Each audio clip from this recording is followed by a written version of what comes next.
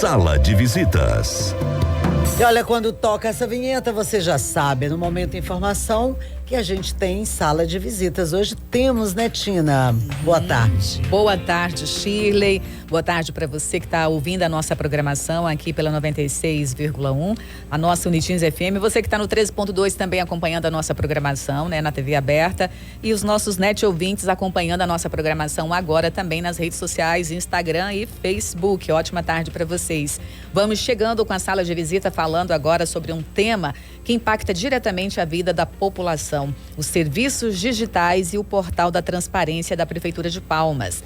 Um projeto desenvolvido por acadêmicos do curso de Administração Pública com o objetivo de aproximar o cidadão dos serviços públicos digitais e fortalecer o controle social. É a pauta de hoje, viu, gente? Esses alunos aí do terceiro período do curso de Administração Pública aqui da Unitins estão com esse projeto e a gente tem a alegria de receber aqui no estúdio o Matheus Pereira Gomes. Ele é superintendente do controle interno de Palmas, e o José das Crianças Lopes da Costa. Ele é aluno do curso de Administração Pública, como eu já falei, né, aqui da Unitins, que vai ajudar a gente a entender como a gente pode utilizar, né, no dia a dia, como que funciona essas ferramentas digitais. E a gente das boas-vindas, começando com o Matheus. Tudo bem, Matheus? Seja bem-vindo, boa tarde. Olá, Tina, boa tarde, tudo bem? Tudo jóia. Bom, a gente vai discutir um pouco, né, sobre o tema do governo digital, que é mais do que uma mera ferramenta, um aplicativo, e sim uma ferramenta de governança, né? Como isso é gerido no âmbito geral, como isso ocorre também dentro de Palmas, porque é como se fosse vários pilares, né, que se comunicam, tanto a proteção de dados, por um lado, que se volta para o indivíduo, na perspectiva da administração, as preocupações com transparência pública e com o controle social, e como isso vai dialogar, né, dentro, inclusive hoje se discute isso no panorama internacional também, né, preocupações que a gente acaba trazendo também para o âmbito interno, né? Então, assim, eu acho que basicamente, dentro dessa temática, estou aqui, né, como superintendente do controle interno de Palmas, que é uma das pastas que são responsáveis também pela transparência dentro do município de Palmas. Muito bem, seja bem-vindo. E nós temos também aqui o José, gente. Ele tem uma particularidade que em off a gente descobriu que não é apelido, é sobrenome, né? José das Crianças. Tudo bem, José? Tudo bem, exatamente, né? José das Crianças, né? Eu, né, represento os meus colegas, nós somos do terceiro período, né? E estamos desenvolvendo esse projeto de extensão, né, do professor Sérgio, né, do curso de temas contemporâneos, que a gente vai tratar um pouquinho sobre esses serviços digitais, o portal da transparência. Né? A gente já está colhendo algumas informações que são bem interessantes, que a gente vai poder apresentar um pouquinho aqui hoje. Maravilha, seja bem-vindo você também, e as meninas que acompanham você, né? Nós temos aqui a Ludmila, nós temos o Asley e a Daiane, né? São os colegas de sala aí, né? O professor Sérgio é quem está né, junto com vocês nesse projeto, né? Isso. Um abraço para o professor Sérgio também. E a gente começa perguntando aqui para o Matheus, como que Palmas está posicionada aí hoje no processo de transformação digital? Quais são os avanços já implementados, o que tem pela frente? Não, perfeito. Bom, vou tentar até para introduzir como é que Palmas Dialoga se coloca nesse ponto, partindo principalmente de um panorama histórico, né? Como é que essas demandas vão sendo construídas, porque é sempre um ponto que se caminha, né, para a governança digital e para o tema do governo digital. Então, assim, a gente pega obrigações que vem ali desde 2014, com o Marco Civil da Internet, depois tem mudanças legislativas posteriores, Lei Geral de Proteção de Dados, antes teve a Lei de Acesso à Informação e depois ainda a lei que estabelece o governo digital como uma política de âmbito federal. Dentro disso, situa-se, né, o tema da transparência pública, que acaba sendo incumbência de todos os órgãos, obviamente, mas também da Controladoria Geral. A gente tem, né, o Portal Nacional de Transparência, as fiscalizações, as auditorias, feitas no âmbito federal e tudo mais. Palmas hoje eu acho que tranquilamente a gente pode dizer que está num bom ponto quanto à transparência. Tanto é que a gente é selo diamante, né? Que é a recomendação que se tem dentro da Tricom, que premia aqueles que cumprem com as exigências de transparência pública. Então, no panorama hoje, dividindo transparência tanto como passiva como transparência ativa, no sentido de levar a informação a todos, hoje a gente consegue colocar no portal da transparência acessos que vão desde do início, por exemplo, de uma licitação, de uma contratação, que isso é acessível pelo portal da transparência hoje, até o último momento, que é o pagamento, que você tem ali a nota de pagamento. Então, o cidadão hoje ele consegue acessar, por exemplo, as notas de empenho, isso acaba sendo operacionalizado junto com o Prodata, que é o sistema interno, com a própria transparência. Então, no momento em que você tem no orçamento essa ressalva, isso já se torna público, né? Essa reserva de valores para um pagamento, liquidações e assim por conseguinte. Então, eu vejo que Palmas, tanto na visão pessoal, caminha bem dentro da transparência pública, mas a gente tem um alicerce firme que é essas próprias auditorias, que inclusive nos premiou, isso é bem recente. Selo diamante, um selo diamante dentro enfim, das análises de transparência no âmbito federal, no âmbito nacional. Muito bem, você está ouvindo a nossa Unitins FM. Hoje a gente fala aqui de um tema interessante, governança digital, de proteção de dados, porque quando a gente fala de digital a gente tem que ter esse cuidado também, né? E nós temos aqui no estúdio também o Matheus das Crianças, que está, né, junto aí, né? Matheus não, perdão, é José. Emendei o convidado com o outro. Rádio ao vivo, né, gente? Perdão, José e Matheus, perdão. Então, ele, junto com outros colegas, desenvolveu esse projeto aí de uma forma simples. A gente quer saber de você como que o governo digital, qual que é a importância disso para o cidadão palmense, do projeto que vocês desenvolveram? Qual a importância do projeto que vocês desenvolveram em conjunto para a comunidade, para os nossos ouvintes? É muito importante. Por quê? Né? Por que a gente fala em serviço digital? E às vezes muitas pessoas não sabem, mas é o acesso, né, da população aos serviços públicos.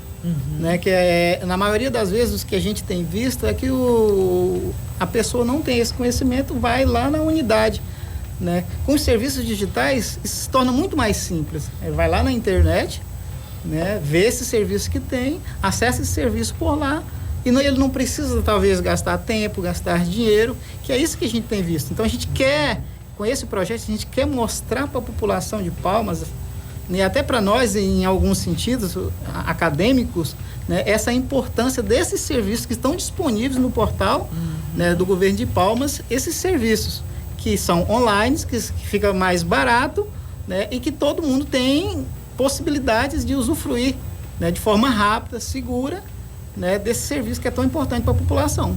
Muito bem. Ele falou em segurança, proteção de dados é algo que é uma preocupação também nesse mundo digital, universo digital, né, Matheus? E ele falou também a respeito dos serviços ofertados. Os serviços, você pode falar, por exemplo, quais são os sites mais utilizados, mais acessados? Como que funciona para o cidadão acessar hoje? Hoje a gente tem o portal do cidadão, né? Tem o SIC, o Serviço de Informação ao Cidadão, que são os meios pelos quais o cidadão ele consegue entrar em contato direto com a prefeitura, né? Que isso fica a cabo da ouvidoria geral, né? Que recebe, porque isso vai além até da transparência, né? Que é porque outro serviço que faz necessário o cidadão entrar em contato com a prefeitura, às vezes até para reclamações, elogios e etc., que vão além do dever do gasto público, que está vinculado com a transparência, que está dentro da lógica de governança digital. Então, assim, os serviços que a gente tem hoje digitalizado, fora aqueles que são para os próprios servidores, como Palmas, para trâmites internos, está em processo de transição, inclusive, tem o Serviço de Informação ao Cidadão, o SIC, e o Portal do Cidadão, né? Fora os outros acessos para os gastos públicos e o funcionamento do município de Palmas. Essa questão relacionada a gastos públicos, o cidadão pode ter essas informações no portal da transparência da prefeitura. Basta digitar portal da transparência Prefeitura de Palmas, que ele tem acesso. Aí lá dentro ele pesquisa, eu quero saber quanto que gasta com educação, com transporte, com asfalto, e aí ele consegue pesquisar e ter dados, né? Inclusive a preocupação uma preocupação nossa, inclusive, com os layouts, que é de forma a se tornar acessível para todos que ali acessam. Então, dentro, por exemplo, do próprio site da prefeitura, já logo tem os na hora links, que você desce um pouco, já tem um destaque um pouco maior de transparência e as formas de acesso à transparência.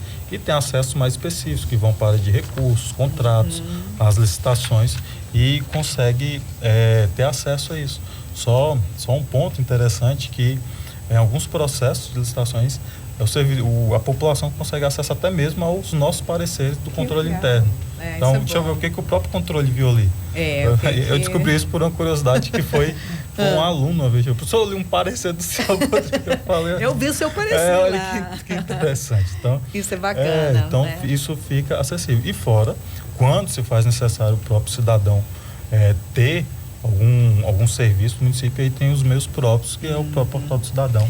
Eu sei que eu trouxe um dado também, né, cumprindo isso, tem os relatórios mensais da própria ouvidoria, falando a quantidade de manifestações que houve, de uso que houve, tem o anual.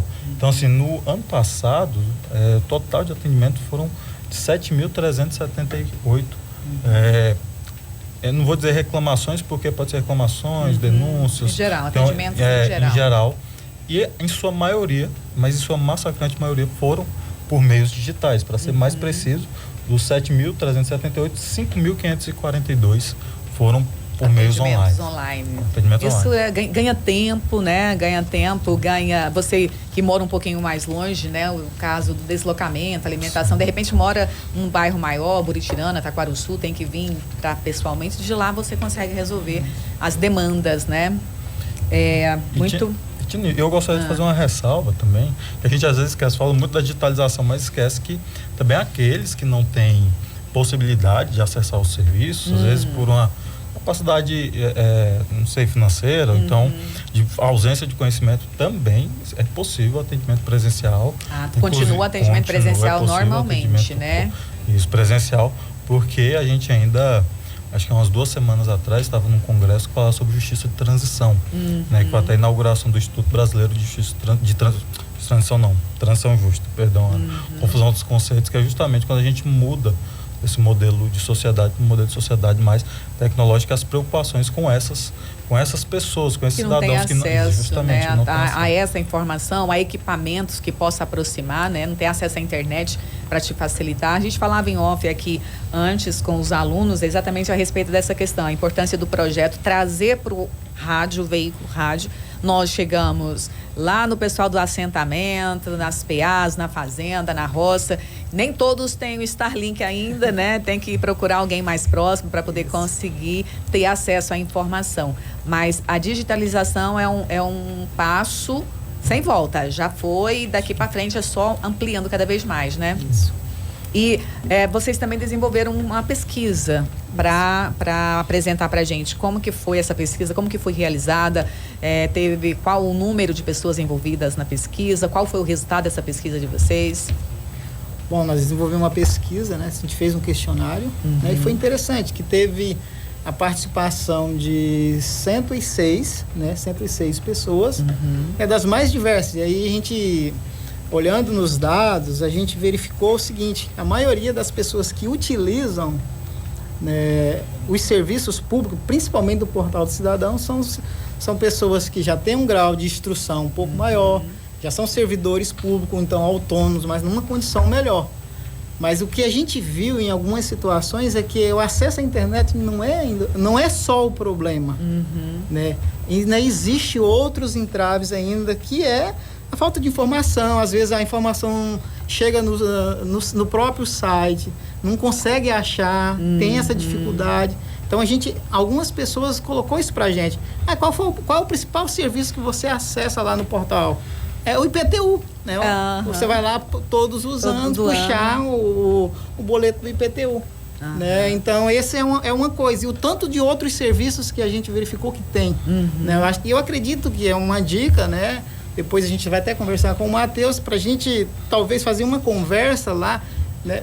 De alguma forma de divulgar um pouco mais. É uma estratégia de mídia, de marketing, utilizando rádio, redes sociais. O rádio chega num alcance maior. A rede digital, para aquele que ainda não tem acesso à internet, você pode divulgar trocentos, não vai chegar. Buscar alternativas de mídia que seja, de fato, para alcançar aquele pessoal que ainda não tem acesso a essa informação e a essa mídia, né? Exatamente. Então é muito bacana. Venham com a gente no rádio trazer a informação, porque o rádio está aqui para isso. Rádio é serviço também, né? Com certeza. Muito bacana. Então, o resultado da pesquisa é apresentado e realizado aí por esses alunos. Que tipo de informação o cidadão pode encontrar no portal, além do que é buscar aí, né?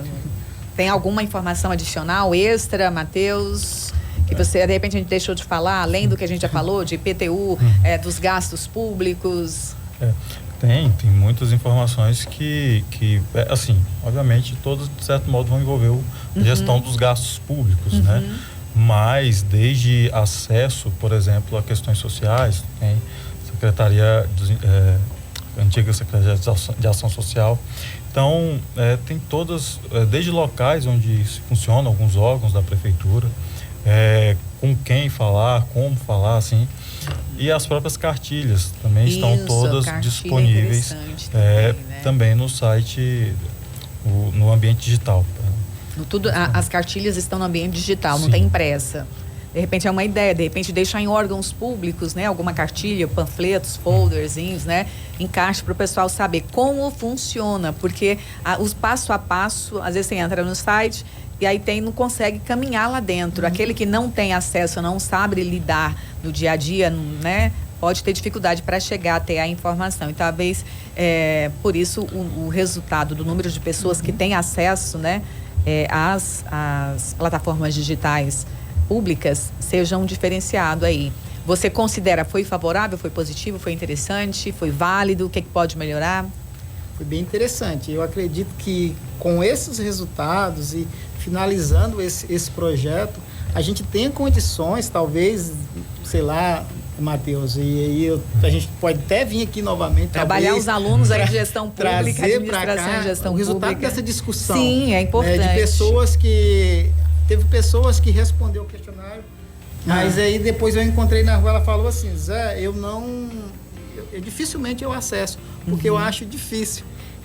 Como facilitar, né? Aí a pergunta é, como facilitar esse serviço? Então, talvez nesse trabalho que a gente está desenvolvendo, a gente crie algum mecanismo, crie alguma coisa que a gente possa, talvez, apresentar até para a prefeitura. Apresentar, né? E aqui na rádio, se a gente tiver outra oportunidade. Maximizar o atendimento, potencializar esse atendimento, chegando a mais gente, né, Matheus?